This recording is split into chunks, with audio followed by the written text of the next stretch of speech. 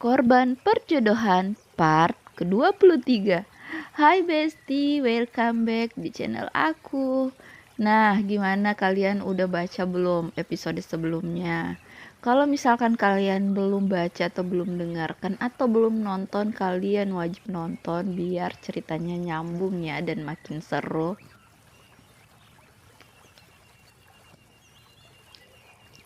Nah, tanpa berlama-lama, langsung saja ya.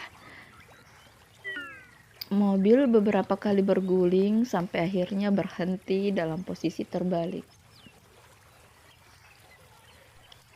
Motor yang mengejar masih sangat jauh. Dewa yang masih sadar berusaha keluar, tapi tak bisa. Kakinya tersangkut. Dia berusaha membuka pintu pengemudi, tapi tak bisa. Dengan sekuat tenaga dia berusaha melepaskan diri, lagi-lagi usahanya sia-sia. Dari depan terlihat asap mulai keluar. Awalnya sedikit, lama-lama menjadi banyak. Bahkan sudah terlihat percikan api. Dewa yang melihat langsung panik. Dia meronta dan menendang agar kakinya yang tersangkut bisa lepas. Bukannya lepas, malah kakinya tambah sakit. Bahkan darah mulai mengalir dari kakinya. Dari kejauhan, motor yang mengejar dirinya mendekat. Semakin lama, semakin dekat. Mereka turun dari motor lalu membalikkan mobil dan mengeluarkan Dewa setelah berhasil menyeret Dewa menjauh dari mobil. Mereka kembali ke mobil, membuka pintu, dan mengambil semua barang berharga milik Dewa. Mulai dari dompet, tas kerja, laptop yang selalu ada di mobil, dan yang terakhir HP. Dewa yang terluka di bagian kaki berusaha menghalangi mereka. Namun sia-sia, jumlah mereka yang banyak tak sepadan dengan Dewa, apalagi dalam kondisi cedera. Seseorang yang seperti pemimpin kelompok itu mendekati Dewa. Dia memberikan bogem ke pipi Dewa, membuat lelaki itu tersungkur. Sebelum tak sadarkan diri, dia masih bisa merasakan tubuhnya berkali-kali ditendang oleh para pembegal. Tiba-tiba dari arah belakang muncul sebuah mobil patroli polisi. Mereka cepat-cepat meninggalkan tempat kejadian.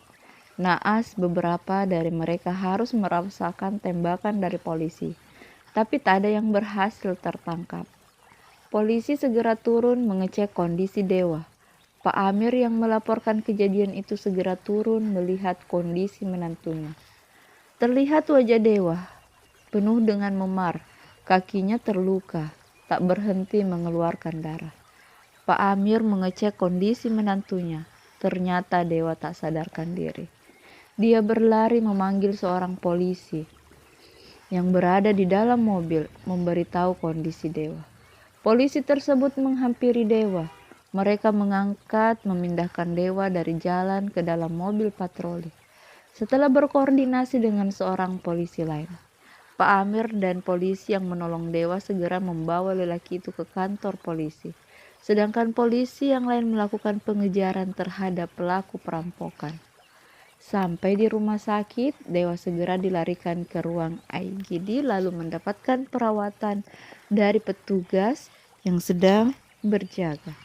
Pak Amir menunggu di luar. Pak Amir mengambil HP dan menghubungi besannya. Tapi tak diangkat. Dia juga menelpon istrinya, mengabarkan jika Dewa kecelakaan. Bu Laila panik, tapi tak ingin membuat Ros khawatir, jadi dia tak membangunkan anaknya. Setelah istrinya menutup telepon, Pak Amir melangkah keluar. Dia ingin mencari udara segar.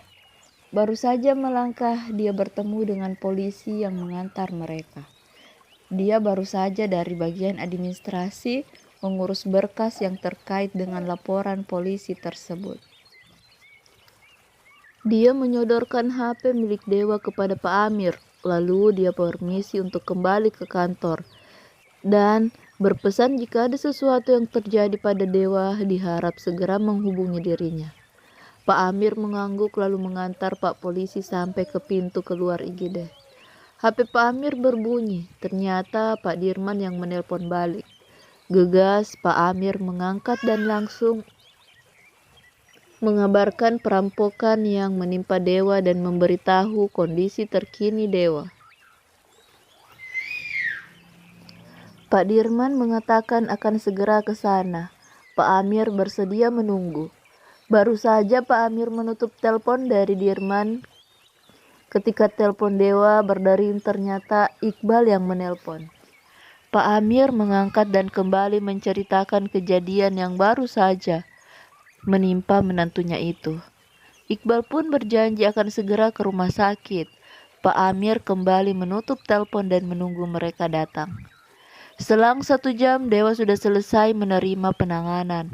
Untuk sementara kakinya tak boleh digerakkan karena ada retakan akibat terjepit waktu kecelakaan. Baru saja dokter selesai memberitahu kondisi Dewa kepada Pak Amir ketika Pak Dirman datang bersama Bu Rati. Mereka menahan dokter untuk menjelaskan kembali kondisi Dewa. Setelah itu Dewa dipindahkan ke ruang perawatan. Dewa belum sadarkan diri. Efek obat tidur yang diberikan, Pak Dirman mengamati anaknya. Nampak wajahnya bengkak penuh lebam berwarna biru. Kakinya dibalut karena belum dipasang gips. Pak Dirman mengepalkan tangan menahan emosi sebisanya, sedangkan Bu Rati hanya bisa menangis melihat kondisi anak semata wayangnya yang babak belur. Pak Dirman memberi kode kepada Pak Amir agar mengikutinya keluar kamar.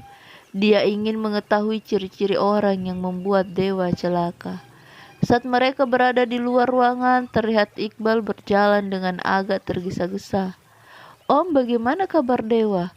tanya Iqbal ketika dia sudah sampai di tempat Pak Dirman dan Pak Amir. "Dewa masih belum sadar, tapi kata dokter kondisinya tidak kenapa-kenapa," jawab Pak Dirman. Iqbal mengangguk-angguk. "Tadi dia menelpon, katanya mau minta saran. Jadi kami janjian ketemu di sebuah kafe. Pas di jalan dia menelpon, tapi saya tidak angkat," jelas Iqbal. "Oh, jadi yang diajak ketemu itu kamu?" tanya Pak Amir. Kembali Iqbal mengangguk. "Memang kronologi kejadian gimana, Pak?" tanya Iqbal. Dia menatap Pak Amir meminta penjelasan. "Saya juga kurang tahu, tapi saat dia pamit, saya berinisiatif mengikuti Dewa.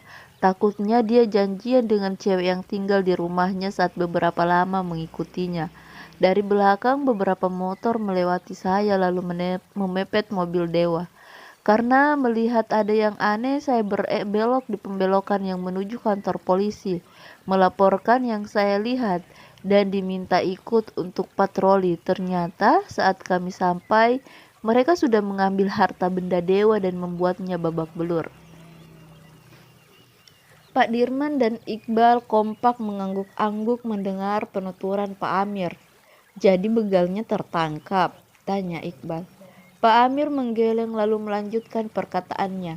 "Polisi masih